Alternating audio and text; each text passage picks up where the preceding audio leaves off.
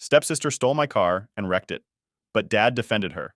So I left, but now she wants to move with me. So yeah, my name's Laura, and when I was 13, my life pretty much turned into a mess. I guess it started with my parents' divorce. Not that I was surprised by it or anything. I mean, they were always arguing, shouting at each other over the dumbest stuff. My dad was this guy who always had something to complain about. And my mom? Well, she didn't have the patience to deal with him. So the split was inevitable, I think. At first, I thought maybe things would calm down after the divorce, like no more fights, just peace and quiet. But nah, things got a lot weirder. Fast. They agreed to split custody of me, weekdays with my dad and weekends with my mom, since she had this demanding job. So I'm bouncing back and forth between their houses, and it's lonely, man. Being an only kid, I didn't have anyone to talk to about how messed up everything felt. But then, 3 months after the divorce, my dad hits me with this announcement. He's got news, big news. He's getting remarried and he's moving in this woman, Mary, along with her daughter, Jessica. He's acting like it's the best thing ever, like I should be happy to suddenly have a new sister. I remember sitting there, just nodding along. But inside, I was screaming. I didn't ask for any of this. I didn't want a new mom, and I definitely didn't want some stranger invading my space. So, I meet them. Mary seemed all right at first, kind of cold, but not rude. But Jess? She's like this perfect, shiny 14-year-old, all smiles and sweetness. At least that's what everyone else saw. The first couple of weeks I was trying to be nice, get along. But it became clear real quick that this wasn't going to be like some Disney movie where we all magically get along and become one big happy family. Nope. Jess was the favorite right off the bat, and it sucked. Like, on her birthday, my dad threw her this big party with cake, decorations, the whole deal. And I'm just standing there like, what the hell? Because my birthday was 2 months before that. And guess what I got? Nothing. Not even a happy birthday from him. I'm not exaggerating. He legit forgot. But for Jess? Oh, she was the princess, and I was just there. It didn't stop there either. My dad started driving her to school every day, which was just another slap in the face because I still had to take the bus like some random nobody. And then, if I ever did something wrong, like literally anything, my dad would be on me in a second, criticizing me for not being like Jessica, who's always so well behaved. Yeah, right. I remember one time I came home from school, and Jess had borrowed my favorite sweater without asking. And when I told her not to touch my stuff again, she ran to my dad, fake crying, acting like I was being mean to her. What did my dad do? Took her side, of course, saying I needed to learn to share. It was ridiculous. I mean, this girl was constantly taking my things, makeup, clothes, even my school supplies, and somehow I was always the one who ended up being the problem. The worst part? My dad wasn't even trying to hide the favoritism. It was like he had completely forgotten I existed. Like, I was no longer his daughter, just this annoying person who was in the way. Jess was the perfect one who could do no wrong, while I was invisible unless I was being criticized. It wasn't just my dad either. Mary never missed a chance to make me feel small, either ignoring me or lecturing me about how I should be more like her daughter. By the time I was 16, I was pretty much checked out of my family. I stopped trying to bond with them or be part of their happy little world because it was clear that I didn't fit. So I focused on myself. I got a job, started saving money, and after a while, I managed to buy my own car. It wasn't anything fancy, but it was mine, and it felt like the only thing in my life I actually had control over. My mom chipped in to help me buy it, but I was covering all the insurance, gas, and other expenses myself. My dad didn't offer to help, of course. Why would he? He was too busy paying for everything Jess wanted. Honestly, I didn't care, though. Having that car was my little bit of freedom, something that was just mine. But then, Jess started to notice. She'd wrecked her own car a few weeks after I got mine. Big surprise, right? So now she was bugging me to borrow mine all, oh, Laura, I really need it just for today. I shut her down every time. I wasn't stupid. I knew she didn't give a damn about my stuff and would probably trash it just like hers. But she kept pushing. I stood my ground, though, telling her flat out no, every time. Then one day, I came home from school, and my car wasn't in the driveway. My heart sank immediately because I knew what had happened. Sure enough, Jess had taken my car without asking, and when she got back later that night, around 10 p.m., the front of it was all smashed up. She didn't even apologize, just handed me the keys like nothing had happened. I stormed into the house, ready to explode, and went straight to my dad. I thought finally he's going to see how messed up this is and back me up. Right? Wrong. Instead, I got a lecture about being selfish. Selfish because I didn't want to share the car I had worked for, paid for, and maintained on my own. He didn't care that Jess had stolen it and wrecked it. Nope, it was my fault for not letting her borrow it in the first place. Mary chimed in too, of course, like it was some sort of family gang-up. They all turned on me, making me feel like I was crazy for even being mad. Jess? She sat there, acting all innocent, like she didn't just steal and wreck my car. I was furious. I could feel my blood boiling, but there was no point arguing anymore. So the next day, I packed up my things and moved to my mom's place. My dad didn't even try to stop me. He didn't care. I was just gone from his life. And that was it. 5 years went by without a word from him or Jess. Not one phone call, not one text, nothing. But honestly, I didn't miss them. So fast forward 5 years. I'm in college, living my own life, and things are going pretty good. I mean, I'm not rich or anything, but I'm making it work. I got a place off campus, a job that pays the bills, and friends who actually care about me, unlike my so-called family. Life finally felt like it was mine. Then, out of nowhere, I start getting these calls. At first it was just one or two, and I didn't recognize the number, so I ignored them. I'm not the type to answer calls from numbers I don't know. Too many scammers out there, you know? But then, the calls kept coming. Same number, over and over again. I was like, what the hell? So I finally answer, thinking maybe it's important or something. And guess who it is? Jessica. Freaking Jessica. I hadn't heard from her in 5 years. 5 years of nothing from her or my dad. The second I heard her voice, my stomach dropped. Like, what could she possibly want after all this time? She didn't even sound like she cared about not speaking to me for years. She just jumped right into it like we'd talked yesterday. No big deal. Hey, Laura, it's been so long. How have you been? I was kind of stunned at first. I didn't know whether to laugh or hang up. I decided to just be polite for the moment because I was curious about what she wanted. No way she was calling out of the blue just to chat, right? I'm fine, I guess. What's up, I said, keeping it short because I wasn't in the mood for small talk. She starts going on and on about how she's moving to my city for a new job or something. Apparently, she's had a rough couple of months, lost her place, and now she's relocating. I'm just sitting there listening, thinking, why are you telling me all this? And then, she hits me with it. So I was wondering if I could crash at your place for a while, you know? Just until I get settled? I heard from Dad that you live there, and I figured we could help each other out. I almost dropped my phone. First off, Dad was still apparently keeping tabs on me, which was creepy enough, but the fact that Jess just assumed I'd let her move in after 5 years of silence? I couldn't believe the nerve. It wasn't like we were close before. She ruined my car, and now she thinks I'm just going to welcome her with open arms? I took a second before answering because I didn't want to just yell no and hang up, even though that's what I felt like doing. I don't know, Jess. I mean, I don't really have room for anyone else here, and I've been managing on my own for a while now, I said, trying to sound as calm as possible, but inside I was raging. She didn't even hesitate. Oh, I won't take up much space. I don't even have much stuff with me, and I won't be able to pay rent right away. But you've been living there on your own, so I figured it wouldn't be a big deal. She said it like it was the most normal thing in the world. Like I should just be cool with the fact that she expected to live rent-free in my place. It wasn't even a request at that point. It was more like she'd already made up her mind and was just waiting for me to say yes. But here's the thing. I've worked hard to get where I am. I don't have a lot, but I've been doing everything on my own. There's no way I'm letting someone who wrecked my car and hasn't spoken to me in years just waltz back into my life and take advantage of me. I'm sorry, Jess, but that's not going to work for me, I said, finally just putting it out there. I've got my own stuff going on, and I'm not really in a position to have anyone else staying here right now. I thought that would be the end of it, but of course, she wasn't done. Laura, come on, it's just for a little while. I won't be any trouble, I promise. I just need a place to crash. You're my sister, you can't just leave me hanging like this. I could hear the frustration in her voice, but that didn't make me feel any more guilty. If anything, it made me mad. Now, I was her sister? Where was all this family talk when she and my dad made my life hell?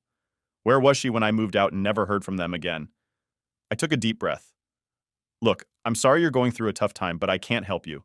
You'll have to find another place. I'm sure there are other options. Her tone changed real quick. She went from fake sweet to irritated in a second. I can't believe you're being like this. I thought we were past all that old stuff. You've been doing fine, and it's not like you don't have space. This isn't fair, Laura. I had to laugh at that. Fair? Since when was life ever fair for me? I was done. I wasn't going to let her guilt me into this. Jess, I don't owe you anything. I've been taking care of myself just fine without you or Dad, and I'm not going to change that now. I'm sorry if you're struggling, but that's not my responsibility. There was a long pause, and I could tell she was fuming. But honestly, I didn't care. I'd spent enough years bending over backward for people who didn't care about me, and I wasn't about to start doing it again. Well, thanks for nothing, she snapped before hanging up on me, and just like that, the conversation was over. I sat there for a minute, just staring at my phone. I felt a weird mix of emotions, relief, anger, disbelief, but mostly I just felt tired. Like, why did I even have to deal with this? I had built my own life, moved on from the mess of my childhood, and now they were trying to drag me back into it. But at least I stood my ground. That's one thing I've learned over the years. If you don't stick up for yourself, people will walk all over you. And I'm done being walked on. Update 1. So after the whole mess with Jessica, I figured things would go quiet again, like they had been for the past 5 years. I was actually kind of relieved after I told her no. I didn't feel bad about it because honestly, she didn't deserve my help after everything. But life doesn't just let you move on that easy, right? It was a few days after the whole Jessica thing, and I was just chilling, trying to get some schoolwork done, when my phone rang again. This time, it wasn't an unknown number. It was my dad. Yeah, my dad, who hadn't bothered to contact me once in 5 years. I stared at the screen for a second, kind of frozen, because I honestly didn't expect him to call me. Ever. A bunch of thoughts rushed through my head. Maybe he was calling to apologize, or maybe he had finally realized how badly he treated me. I don't know. I guess part of me was still holding out hope that he would call, just to say, "Hey, how are you? I miss you," or something like that. So stupidly, I answered. "Hello?" I said, trying to keep it neutral because I wasn't sure what was coming. "Laura," he said in that serious, annoyed tone he always used, like he was about to lecture me. Right then, I knew this wasn't going to be a nice conversation. "Hi, Dad," I replied, already feeling the tension building. "I heard from Jessica," he said, and immediately I could feel the heat rising in my chest. Of course, he was calling because of her. "Oh yeah?" I said, trying not to let the frustration leak into my voice. He sighed, the kind of sigh that made it sound like I was the problem here. "She told me you refused to help her. She needed a place to stay, and you just turned her away. How could you do that to your sister?" My sister. He actually had the nerve to call her that. I hadn't heard from him in years, and now he was coming at me, accusing me of being selfish because I didn't let the girl who wrecked my car and ignored me for half a decade crash at my place. I could barely believe it. "Dad," I said, trying to stay calm even though I was boiling inside. "Jessica and I haven't spoken in 5 years. She took my car without asking, wrecked it, and you didn't even care. You didn't even check on me after I moved out. Now she suddenly needs a place to stay, and I'm just supposed to forget everything and let her move in? You're still holding on to that?" he snapped, like I was being unreasonable for remembering the whole car incident. "That was years ago, Laura. She's your family. You need to get over it." Get over it? Seriously? It wasn't just about the car. It was about being ignored, being treated like I didn't matter for years, while he doted on Jess like she was his real daughter. I wasn't going to let him twist this around and make it seem like I was the one in the wrong. "Dad, it's not just about the car. You and Jessica made my life hell back then. You never cared about me unless I was in trouble or being criticized. I'm not going to let someone who's treated me like crap for years just walk back into my life because now they need something." There was a pause on the line, and for a second I thought maybe I had finally gotten through to him. Maybe he would see things from my perspective for once. But nope. Instead, he exploded. "You're so selfish," he yelled. "All these years, I thought you'd grow up and learn how to be part of a family, but you're just as inconsiderate as ever. Jessica needed you, and you turned your back on her. What kind of person does that?" I couldn't believe what I was hearing. I was selfish?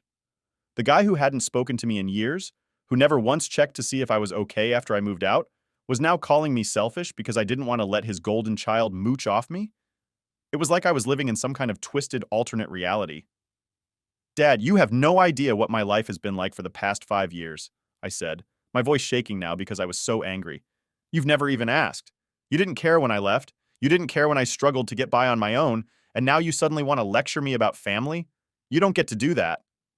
He went quiet for a moment, but I knew he wasn't done. I could almost picture him pacing around trying to come up with something to say that would make me feel like the bad guy. "You're going to regret this one day," he said, his voice low but still full of anger.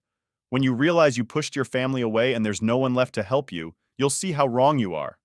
I'm disappointed in you, Laura. I really am." That was it. That was the breaking point for me. I'd spent years trying to figure out why my dad didn't love me the way he loved Jessica, why he treated me like I was a burden instead of his daughter. But in that moment, I realized I didn't need his approval anymore.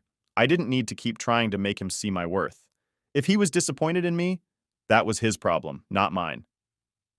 I'm done, Dad, I said, my voice steady now. If you want to be disappointed in me for standing up for myself, then fine. But I'm not going to apologize for not letting someone who's been nothing but toxic into my life again. You and Jessica made your choices. Now I'm making mine. There was silence on the other end, and I knew he wasn't going to apologize. That wasn't in his nature.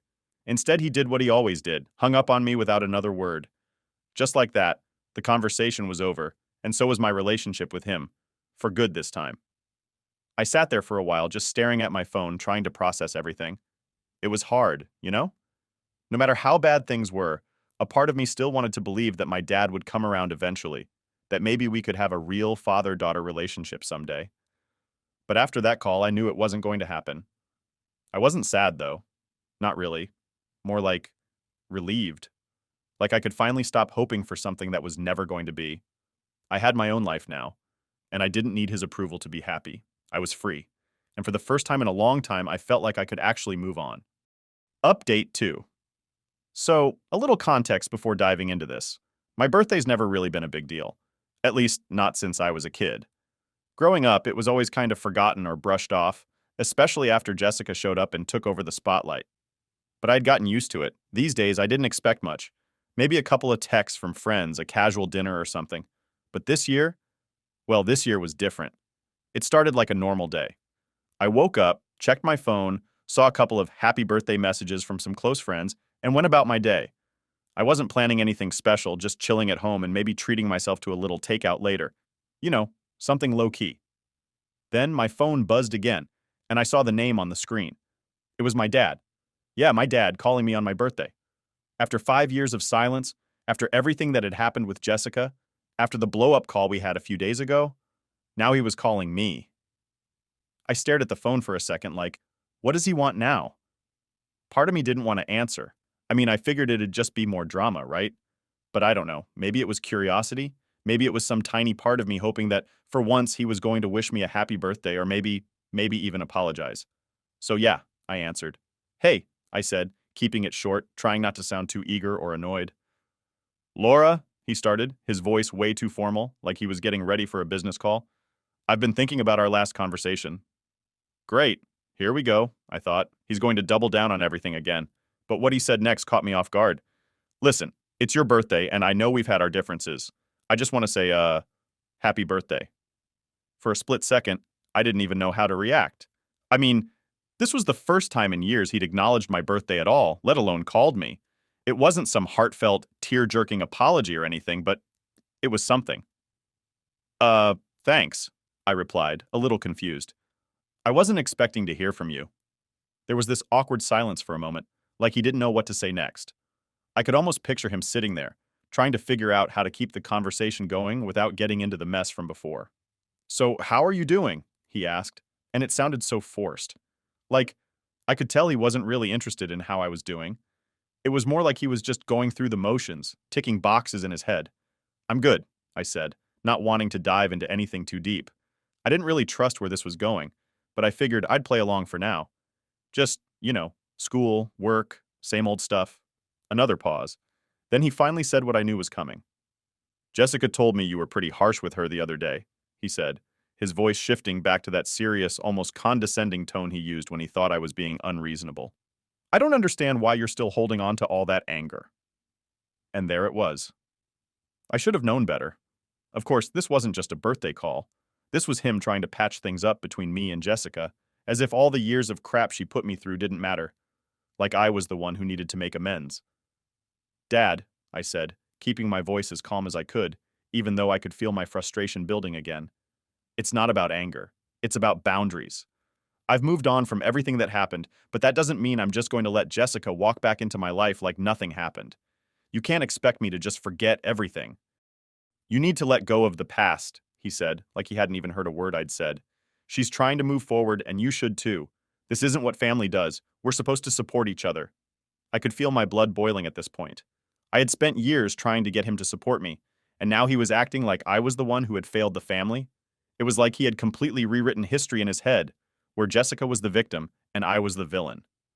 Dad, I did support her, I shot back, finally letting some of my frustration out.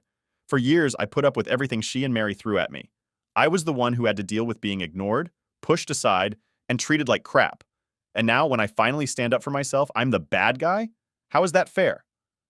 There was this long pause, and I thought maybe I had gotten through to him. Maybe he'd finally see things from my side. But nope. He just sighed, like he was tired of having to deal with me. You're making this so much harder than it needs to be, Laura, he said, and I could hear the frustration in his voice now. Jessica's your sister. You need to act like it. And that's when I realized he was never going to get it. No matter what I said, no matter how many times I explained it, he was always going to take Jessica's side. She was the daughter he chose, and I was the one he put up with. I am acting like it, I said, my voice steady but cold. I'm just acting like the sister she deserves. You can't force me to forgive her just because it's easier for you. I've moved on, and you need to do the same. There was another silence, and this time it was heavy, like he didn't know what to say next, or maybe he just realized he wasn't going to win this one. Fine, he finally said, his voice clipped. But don't come crying to me when you realize you've burned every bridge you have left. And with that, he hung up. I sat there for a minute, staring at my phone, trying to process what had just happened. I wasn't even mad at that point, just done. Done with trying to get my dad to see me. Done with hoping for something that was never going to happen. It wasn't the birthday I expected, but maybe it was the one I needed, because now I knew for sure. My dad was never going to change, and I didn't need him to. I was fine on my own. Fine on my Update 3. So after that birthday call from my dad, I really thought I was done with them. I mean, it was pretty clear he wasn't interested in actually hearing me or understanding anything from my side. I had drawn my line in the sand, and I was ready to move on for good, or at least that's what I thought. But life always seems to throw one more thing at you when you least expect it, right? And this time it came in the form of another call. But not from my dad. This time it was from my mom. Now my relationship with my mom has always been kind of distant. She wasn't really involved in the whole mess with my dad and Jessica because, well, she had her own stuff going on. Her job kept her super busy, and honestly, she never seemed to want to get involved. She was more of a you handle your own problems type of person. So when she called, I wasn't sure what to expect. We hadn't really talked about any of the drama that had been happening recently, and I figured maybe she was just calling to check in or ask about school. Hey, Mom, I answered, trying to sound casual, even though I was a little on edge after everything that had been happening. Hi, Laura, she replied, her voice sounding more serious than usual. I wanted to talk to you about something. It's about your dad and Jessica. Here we go again, I thought. Yeah, I said, already bracing myself for whatever was coming next. I know things have been rough between you and them, she started, but your dad called me yesterday. He's really worried about you, Laura. He thinks you've been shutting everyone out. I couldn't help but roll my eyes. Worried about me? That was rich, coming from a guy who hadn't spoken to me in 5 years, except to yell at me for not letting Jessica move in. Mom, I'm not shutting everyone out, I said, trying to stay calm. I just don't want to deal with people who only care about me when they need something. Dad's only calling because Jessica wants something, and I'm not playing that game anymore. I get that, she said, in that way people do when they clearly don't get it. But family is family, Laura. You can't just cut them out of your life forever. At some point, you're going to need them. I couldn't believe she was saying this. After everything that had happened, after all the years of being ignored, suddenly I'm supposed to need them? Mom, I don't need them, I said, a little sharper than I meant to. I've been fine on my own. I'm in school. I'm working. I've built my own life. They haven't been there for me, so why should I be there for them now? She sighed, and I could tell she was getting frustrated. Look, I'm not saying what they did was right, but sometimes you have to be the bigger person. Holding on to all this resentment is only going to hurt you in the long run. There it was again. Another person telling me to just let it go like it was so easy. Like years of neglect and being treated like an outsider in my own family could just be forgotten because family. Mom, this isn't about resentment, I said, trying to keep my voice steady. It's about respect. They've never respected me, and I'm not going to keep letting them walk all over me just because we're related. I've spent too long trying to be the bigger person, and it's gotten me nowhere. She didn't say anything for a minute, and I could hear her thinking it over. I hoped, for a second, that maybe she'd finally understand. But then she said the last thing I expected. You know, your dad's right, she said quietly. You've always been so stubborn. You never let anyone in. That's why things are like this. I was stunned. Stubborn? Me? I'd been bending over backward for years trying to fit into a family that never wanted me, and now I was the stubborn one? Are you serious right now? I asked, my voice shaking with disbelief. I'm the one who's been stubborn? I'm the one who's wrong here? I'm just saying, she replied, her voice calm like she was giving me some kind of life lesson. If you don't learn to let people in, you're going to end up alone. That was it. The final straw. I couldn't believe that even my mom, the one person who should have understood what I'd been through, was blaming me for everything. Mom, if letting people in means getting treated like garbage, then yeah, maybe I will end up alone, I snapped. But at least I won't be miserable. I'm done being the one who has to make everything better. If they want to fix things, that's on them, not me. She didn't say anything after that. I think she realized she'd pushed too far, but honestly, I didn't care anymore. I was done. With all of it. I gotta go, I said, cutting the conversation short before she could say anything else. Laura. But I didn't wait for her to finish. I hung up and just sat there, staring at my phone, trying to wrap my head around the fact that even my own mom was siding with them. At that moment, I realized something. I didn't need their approval. Not from my dad, not from Jessica, and not even from my mom. I'd spent too long trying to get people to see me, to value me, and all it had done was make me feel worse. So yeah, maybe I was stubborn. Maybe I was shutting people out. But if that meant protecting myself from getting hurt again, then so be it. I'd rather be alone and happy than surrounded by people who didn't really care about me. And with that, I finally felt like I could move on. For real this time.